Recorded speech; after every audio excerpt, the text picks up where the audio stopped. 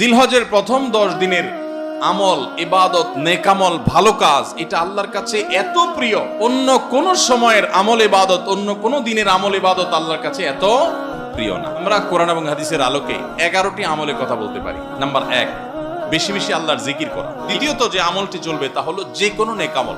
3 নম্বর, সকল গুনাহ থেকে অন্য সময়ের চাইতে এই সময়টাতে বেঁচে থাকার জন্য বেশি সচেষ্ট থাকা। 4 নম্বর আমল হলো যাদেরকে আল্লাহ তাআলা সামর্থ্য দিয়েছেন তারা হজ করবেন। 5 নম্বর আমল হলো যাদেরকে আল্লাহ সামর্থ্য দিয়েছেন তারা এই দশকে কুরবানি করবেন। 6 নম্বর আমল গেল চুল নখ ইত্যাদি দশক না কেটে থাকা। 7 নম্বর আমল হলো দশকে বেশি বেশি তাকবীর পাঠ করা। 8 নম্বর আমল হলো জিলহজের 9 তারিখ থেকে 13 তারিখ পর্যন্ত প্রত্যেক নামাজের পরে তাকবীরগুলো জোরে জোরে পাঠ করতে থাকা। 9 নম্বর আমল হলো জিলহজের 1 তারিখ থেকে 9 তারিখ পর্যন্ত এই 9 দিনই নফল রোজা রাখা।